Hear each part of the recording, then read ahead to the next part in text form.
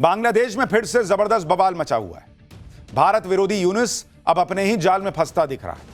पाकिस्तान और उसके आतंकियों के साथ मिलकर कट्टरपंथी यूनुस भारत को घेरने चला था, लेकिन देखिए कैसे बांग्लादेश में भयंकर आग लगी हुई। बांग्लादेश में आज शेख हसीना पर फैसला आना था।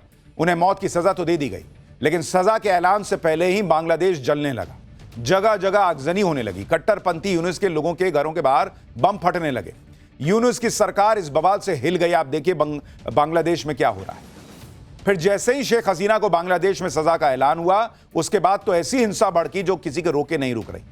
जो आग यूनुस और उसके कट्टरपंथियों ने एक वक्त लगाई थी, उसी आग में अब बांग्लादेश खुद जल रहा है। पुलिस पर हमले शुरू हो गए। सेना को मोर्चा संभालना पड़ गया। सत्ता हाथ से फिसलती दिखी तो मोहम्मद यूनुस सरकार ने बवाल करने वालों को देखते ही गोली मारने का आदेश जारी कर दिया। जबकि पिछले साल सड़कों पर उतरे लोगों को गोली मारने का आदेश देने के आरोपों पर ही शेख हसीना को आज मौत की सजा सुनाई गई है।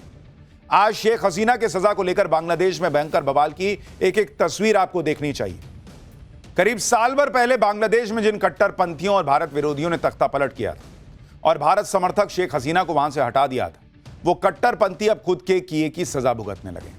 आज बांग्लादेश की इंटरनेशनल क्राइम्स ट्रिब्यूनल में पूर्व पीएम शेख हसीना पर फैसला सुनाया जाना था, लेकिन इस फैसले से पहले ही बांग्लादेश के कई शहरों में हिंसा और आगजनी का नया दौर शुरू हो गया।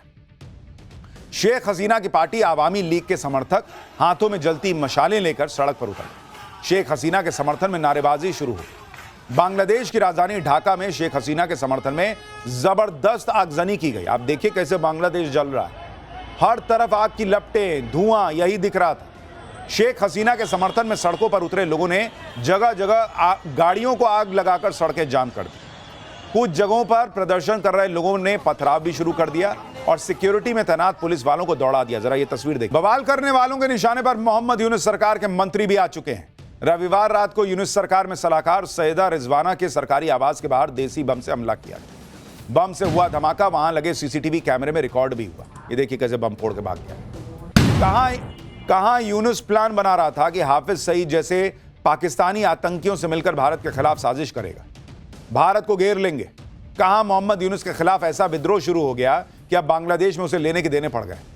बांग्लादेश में यह सब तब चल रहा है जब मोहम्मद यूनुस के कट्टरपंथियों के साथ हाफिज सईद ने भारत के खिलाफ नई साजिश रचनी शुरू कर दी। कई रिपोर्ट्स के मुताबिक हाफिज सईद भारत के खिलाफ आतंकी हमले करने के लिए बांग्लादेश में नया लॉन्च पैड तैयार कर रहा है। भारत की खुफिया एजेंसीज ने यह अलर्ट भी जारी किया है कि लश्कर तैयबा का सरगना हाफिज सईद भारत के खिलाफ नया मोर्चा खोलने की प्लानिंग कर रहा है। खुफिया रिपोर्ट्स में दावा किया गया है कि हाफिज सईद का एक करीबी अल्लामा इब्तिसाम इलाही अक्टूबर के आखिर में बांग्लादेश का दौरा भी कर चुका है। इस दौरान हाफिज के करीबी ने बांग्लादेश के बॉर्डर वाले इलाकों में कुछ कट्टरपंथी समूहों से मुलाकात भी की थी। और शेख हसीना सरकार के तख्ता पलट के बाद से ही बांग्लादेश की अंतरिम सरकार के प्रमुख मोहम्मद यूनुस लगातार कट्टरपंथी ताकतों को बढ़ावा दे रहे हैं। और कुछ दिनों पहले ही पाकिस्तानी नेवी के चीफ एडमिरल नवीद अशरफ 4 दिन की यात्रा पर बांग्लादेश गया था। यह साल 1971 के बाद पहला मौका था जब पाकिस्तानी सेना का इतना बड़ा अधिकारी बांग्लादेश पहुंचा। लेकिन उधर हाफिज सईद अपना प्लान बना रहा था, इधर बांग्लादेश में अलग आग लग गई। शेख हसीना को आज बांग्लादेश की ICT यानी इंटरनेशनल क्राइम्स ट्रिब्यूनल ने मौत की सजा सुना दी और इसके बाद तो बवाल और बढ़ गया। एक तरफ शेख हसीना के समर्थक थे, दूसरी तरफ कट्टरपंथी मोहम्मद यूनुस के समर्थक। ICT में शेख हसीना के खिलाफ फैसला आते ही वहां मौजूद उनके समर्थक वकीलों ने नारेबाजी शुरू कर दी। वहीं कुछ जगहों पर प्रदर्शन कर रहे लोगों की सुरक्षा बलों के साथ झड़प होती भी नजर आई, जिसमें कुछ लोग सुरक्षा कर्मियों को लात मारते दिखे। इस बीच शेख हसीना की पार्टी ने कल पूरे बांग्लादेश बंद का ऐलान कर दिया।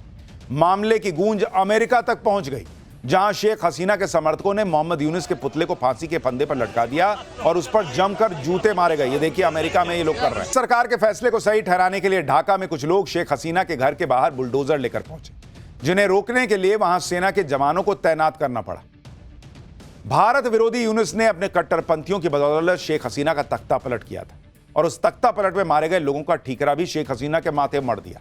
शेख हसीना तो बांग्लादेश छोड़कर भारत में आ गई, लेकिन बांग्लादेश में कट्टरपंथियों ने शेख हसीना पर आरोप लगाकर उन्हें मौत की सजा सुना दी। शेख हसीना ने इस पर कहा है कि उनके खिलाफ आया फैसला गलत, पक्षपाती और राजनीति से प्रेरित है।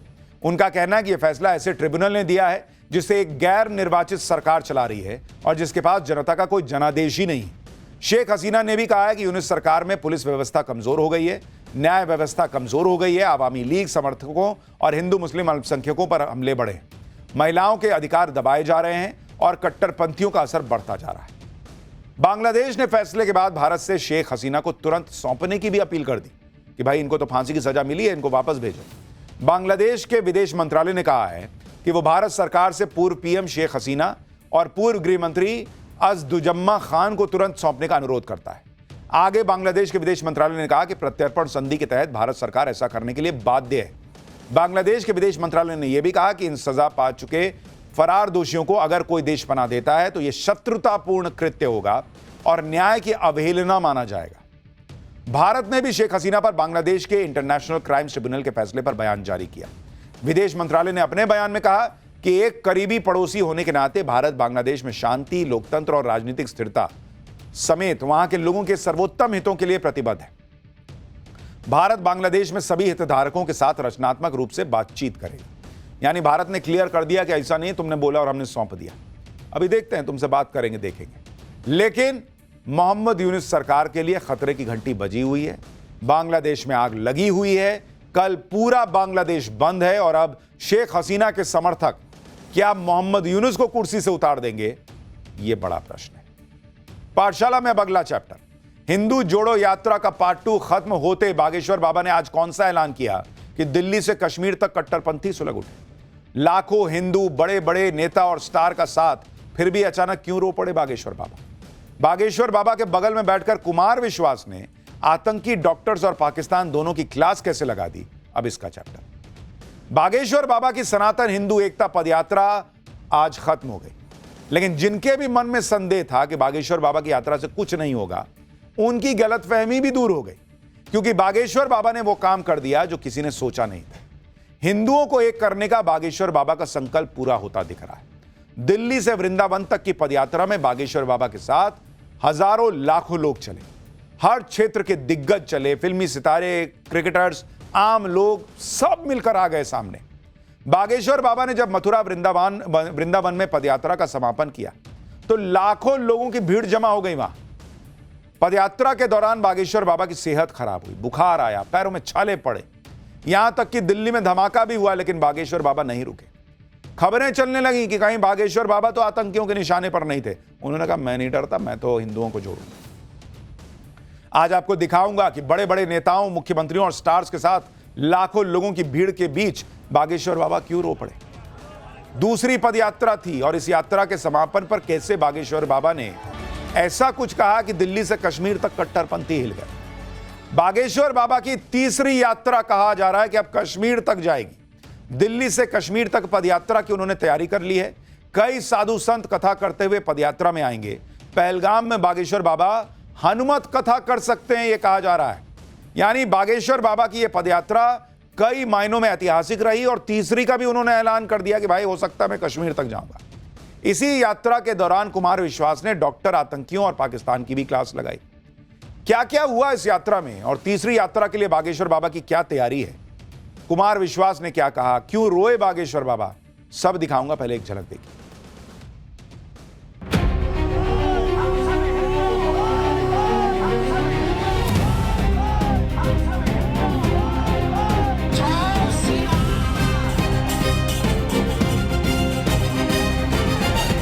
नानी को मारेंगे, उसके घर में घुस के मारेंगे। पहला प्रण है जुड़ो और जोड़ो। मैं क्षत्रिय हूँ, मैं हिंदू हूँ और सनातन मेरा धर्म है।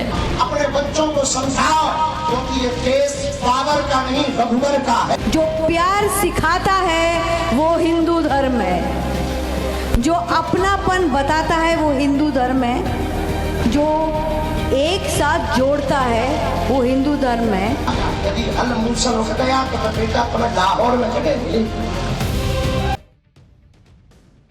इस बार 150 किलोमीटर से ज्यादा पदयात्रा बागेश्वर बाबा ने की और इस दौरान गजब का समर्थन बागेश्वर बाबा को मिला।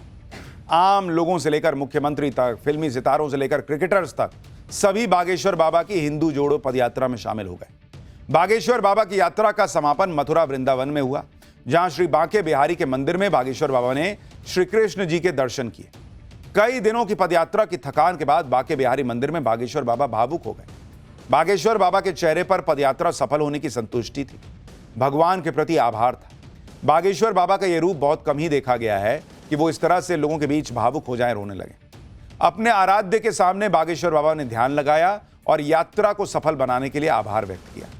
बागेश्वर बाबा ने पदयात्रा में शामिल सभी लोगों को प्रणाम किया और कहा कि ब्रिजवासियों ने जो समर्थन दिया, स्नेह दिया, उसका ऋण वो चुका नहीं पाएंगे। सुनिए एक बार। हम समझ गए ब्रजवासी वज्रवासी हैं, पर जो पदयात्री चले उनके भी चरणों को हम प्रणाम कर रहे और लेट कर प्रणाम कर रहे कि जो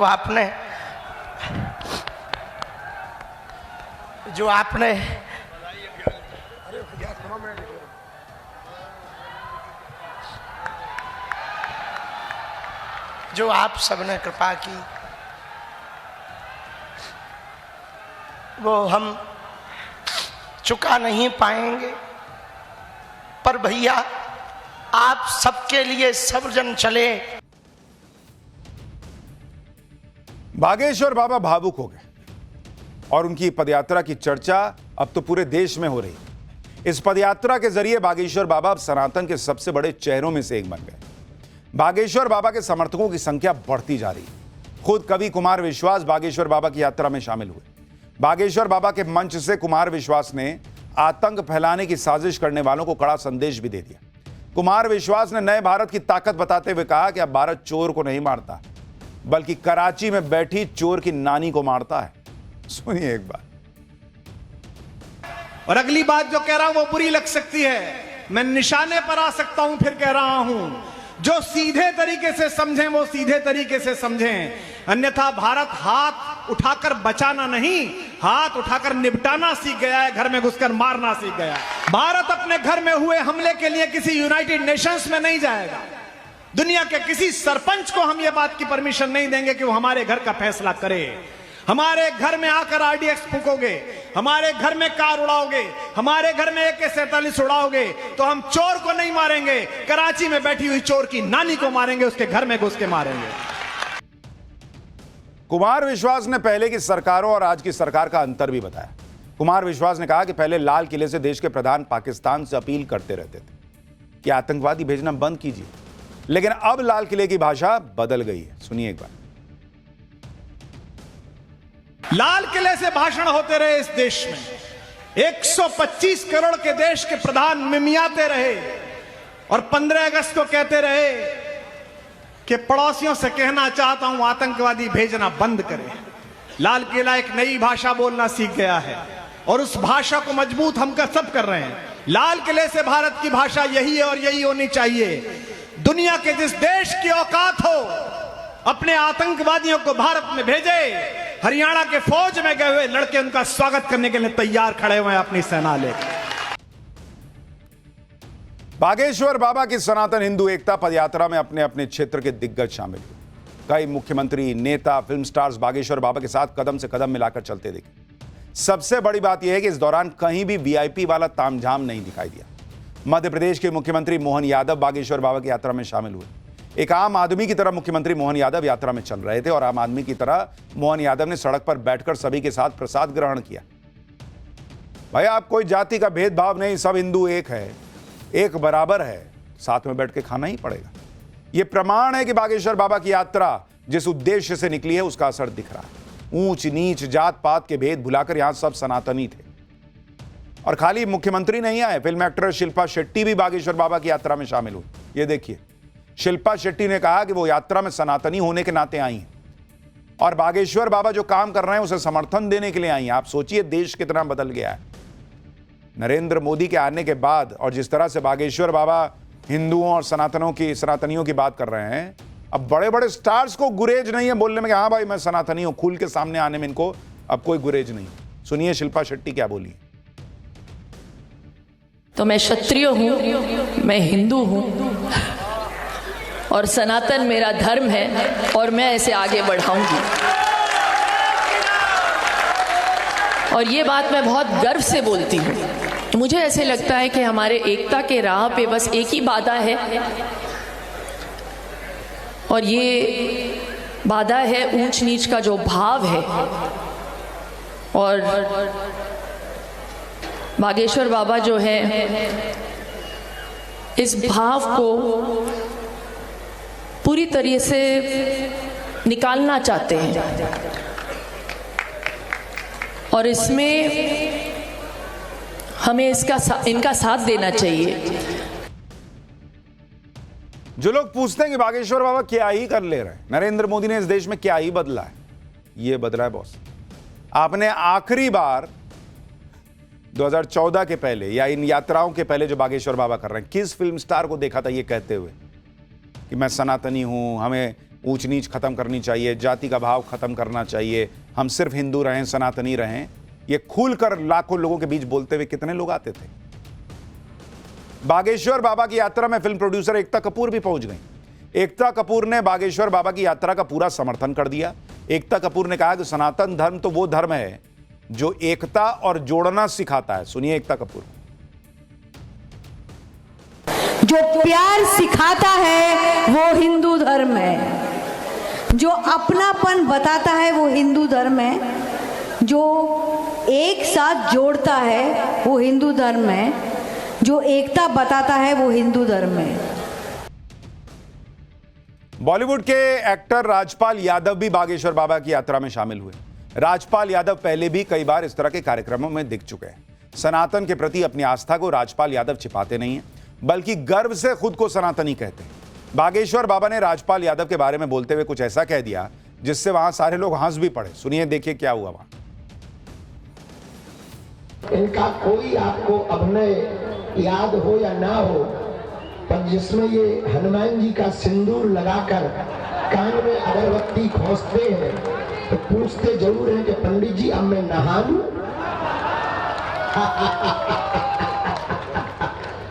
वो हमें इसलिए याद है कि हम हनुमान जी वाले हैं, और उसमें ये हनुमान जी जैसे ही दिख रहे थे। तो ऊंचे पंडित का छोटा, ऊंचे टीला का छोटा पंडित, ऐसा कुछ है। कथावाचक जया किशोरी भी सनातन हिंदू एकता पद यात्रा में शामिल हुई। जया किशोरी अपने कृष्ण भजनों के लिए प्रसिद्ध हैं। जैसे बागेश्वर बाबा ने छोटी सी उम्र में सनातन की राह पर चलते हुए प्रसिद्धि पाई, उसी तरह जया किशोरी भी छोटी उम्र से भजन गा रही हैं और कथाएं कर रही हैं। जया किशोरी ने कहा कि बागेश्वर बाबा जो कर रहे हैं वो बहुत मुश्किल काम है। सुनिए एक बार। आप सभी भक्तों को मेरा प्रणाम। आप इतनी संख्या में यहाँ आए हैं, और आदरणीय धीरेन्द्र शास्त्री जी को बहुत बहुत शुभकामनाएं, क्योंकि आप बहुत कठिन कार्य करने जा रहे हैं। 18 अध्याय, 700 श्लोक, और उसके बाद भी भगवान को विराट रूप दिखाना पड़ा था, तब जाके अर्जुन ने शस्त्र उठाए थे। तो हिंदू जगाना इतना आसान नहीं है, बहुत मेहनत का कार्य है, पर ये कार्य वो कर रहे हैं और हम सभी उनका साथ दे रहे हैं इसमें। बागेश्वर बाबा हिंदुओं को एकजुट करने के लिए, हिंदुओं को जगाने के लिए बड़ा मुश्किल काम कर रहे हैं। पदयात्रा के दौरान बागेश्वर बाबा ने कई तकलीफें झेली, कई तरह की धमकियां मिली, लेकिन बागेश्वर बाबा बॉस वो पीछे हटने को तैयार ही नहीं कि भाई जीऊंगा हिंदुओं के लिए, मरूंगा हिंदुओं के लिए। साथ ही बागेश्वर बाबा के स्वभाव में भी कोई परिवर्तन नहीं आया। इतनी फॉलोइंग है, जहां से वो गुजरते हैं लोग हवा छू के प्रणाम कर लेते हैं कि भाई पास नहीं जा रहे हैं तो कम से कम वो हवा जो बागेश्वर बाबा को छू के आई है वो हमने छू लिया, हम धन्य हो गए। ऐसी फॉलोइंग है उनकी आज की डेट में। लेकिन भाई वो लोगों से कनेक्ट कर लेते हैं। बागेश्वर बाबा गंभीर बातें बोलते बोलते हंसी मजाक कर लेते हैं ताकि लोगों को लगता है कि भाई हमारे बीच का आदमी है। यात्रा के दौरान ऐसा ही हुआ, जब एक विदेशी फोटोग्राफर से बागेश्वर बाबा ने अंग्रेजी में बात की तो क्या हुआ। बागेश्वर बाबा की यात्रा के समापन के मौके पर हजारों लाखों लोग पहुंचे हुए थे। देख रहे हैं, भीड़ देख रहे हैं, जहां तक देखिएगा ना लोग ही लोग। ये बागेश्वर बाबा की यात्रा का प्रभाव है। लोग सब कुछ भूलकर सनातनी बनकर यात्रा में शामिल हुए और समापन पर भी वही तस्वीर दिखाई दी। पदयात्रा के समापन पर कई साधु संत भी मंच पर मौजूद थे। इसी दौरान रामभद्राचार्य जी ने बागेश्वर बाबा से तीसरी यात्रा करने की इच्छा जता दी। इस प्रस्ताव पर वहां साधु संतों और कथावाचकों ने भरपूर समर्थन किया। यानी अगली यात्रा दिल्ली से कश्मीर तक निकालने वाले हैं बागेश्वर बाबा। सुनिए। पूरा समय दूंगा, दिल्ली से कश्मीर चले।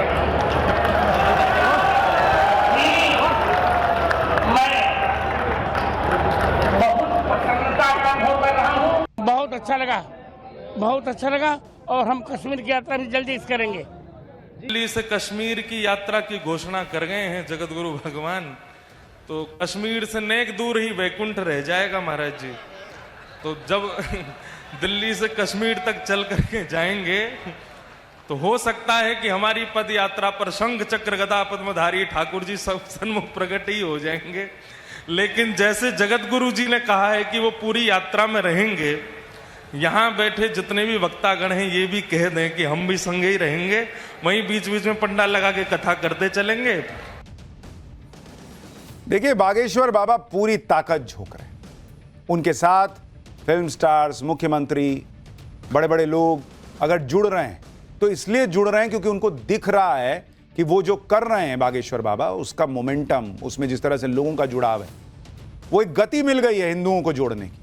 और इसलिए हर हिंदू का भी ये भाव होना चाहिए कि यात्रा हो ना हो, जातिवाद से दूर रहिए, एक रहिए, अपनी पहचान भारतीय की बनाइए।